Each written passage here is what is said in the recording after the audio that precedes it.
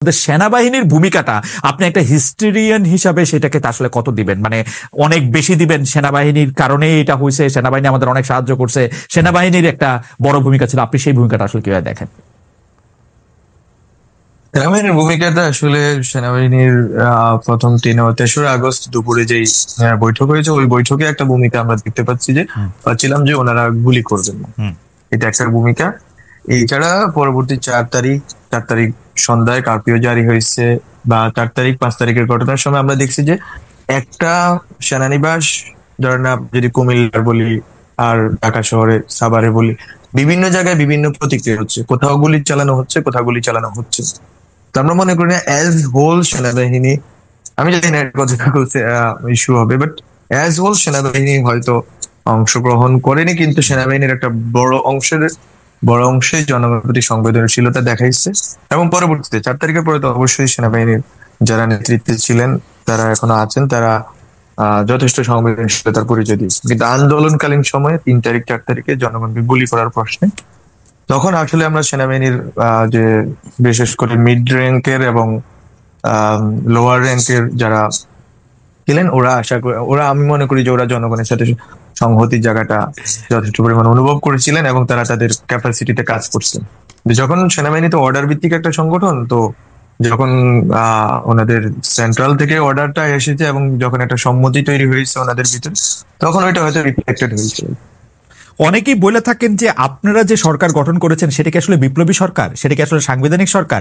এই সরকারের মধ্যে আমি আসলে সে তাত্ত্বিক আলোচনা যাইতেছি না, আমি শুধু প্রশ্ন করতেছি যে এই সরকারে শেখ হাসিনা নিয়োগ করা রাষ্ট্রপতি এবং সেনাপ্রধান আপনাদেরকে সাহায্য করতেছে, আপনাদেরকে এটা রাখতে হচ্ছে, গিলতে হচ্ছে কি? মানে এইটা যদি একটু ব্যাখ্যা করতেন যে মানে এই রাষ্ট্রপ্রধান এই সেনাপ্রধান আপনাদের সাহায্য করতেছেন, ভালো করতেছেন, খারাপ করতেছেন, এটা বা ইটস ওকে ওইটা করা। না, আমার কথা হচ্ছে যে রাষ্ট্রপতি, সেনাবাহিনী প্রধান বা অন্যান্য আরো শুধুমাত্র তো ওনারা না, বরং পুরা সিস্টেমটাই মূলত যারা পূর্বে নিয়োগপ্রাপ্ত ওনাদের। এখন কথা হচ্ছে যে আমরা তো আসলে বাংলাদেশ রাষ্ট্রের প্রতিনিধিত্ব করি। বাংলাদেশ রাষ্ট্রের প্রতি যদি কারো, বাংলাদেশ রাষ্ট্রের সার্বভৌমত্ব, অখণ্ডতা এবং নিরাপত্তা, জাতীয় নিরাপত্তার প্রতি যদি কারো অখণ্ড যদি অনুভূতি এবং প্রতিজ্ঞা থাকে, আমরা মনে করি তাদের সাথে কাজ করা যায়। কিন্তু এট দ্য সেম ডে আমরা চেষ্টা করেছি এবং জনগণের থেকে দাবি উঠেছে রাষ্ট্রপতি নিয়ে, এবং এটা সরকারের দিক থেকেও এভালুয়েট করা হচ্ছে বা হবে। এটা তো আমরা মূলত পলিটিক্যাল সেটেলমেন্ট পুরোটাই চেঞ্জ করতে চাইছি। এখন আমরা বিপ্লবী সরকার করতে পারতাম কি পারতাম না, সাংবিধানিক মানে কনস্টিটিউশনাল কন্টিনিউটির নামে আমরা হয়তো এটা রেখে দিলাম কিনা, অনেকগুলো কোয়েশ্চেন উঠবে। কিন্তু আসলে আমাদের জন্য ওই সময়ের ইমার্জেন্সি কি ছিল? ওই সময়ের ইমার্জেন্সি ছিল বাংলাদেশ রাষ্ট্রের সার্বভৌমত্ব, জাতীয় নিরাপত্তা এবং অখণ্ডতা রক্ষা করা। আমরা ওইটাকে প্রায়োরিটি দিচ্ছি, এবং ওইটা হচ্ছে নিকটি, ওইটা হচ্ছে যে লিটমাস টেস্ট। ওইটার ভিত্তিতে আমরা আমাদের বন্ধু শত্রু নির্ধারণ করব। এবং ওখানে অবশ্যই ফেসিস্ট যারা প্রবণতার লোক আছে বা ফেসিস্ট ইডিওলজির লোক আছে, ওই ক্ষেত্রে তো আমাদের একটা স্পষ্ট সংবেদনশীলতা আছে, এবং যারা গণহত্যায় সরাসরি অংশগ্রহণ করছে তাদের ব্যাপারে তো আছে। জনগণের পক্ষ থেকে যে আমাদের সরকারের পক্ষ থেকে স্পষ্ট অবস্থান এবং স্পষ্ট পদক্ষেপ আপনারা দেখতে পাচ্ছেন নিয়মিত, সেটা তো থাকবেই। এটা হচ্ছে ফ্রেমওয়ার্ক। অর্থাৎ রাষ্ট্রের সর্বোচ্চ পদাধিকারী যিনি আছেন রাষ্ট্রপতি, তার অবস্থান সেটিও আপনারা একটি ফ্রেমওয়ার্কের মধ্যে ইভালুয়েট করছেন এখন এই মুহূর্তে? না, এটা তো প্রথম থেকে। এখন তো আমরা তো আসলে জনগণের সরকার। জনগণ যদি কালকে মনে করে যে আমার জনগণের একটা বড় অংশই যদি মনে করে যে তারা চাচ্ছে না, তাহলে তো, এবং আগে থেকেই চাচ্ছে না, ফলে তো আমাদেরকে তো এগুলো ভাবতে হবে। আমরা তো জনগণের বাইরের কিছু না, বা আমরা কোনো জনগণের ম্যান্ডেটে আমাদের ম্যান্ডেট, জনগণ থেকে আমরা বিচ্ছিন্ন কিছু।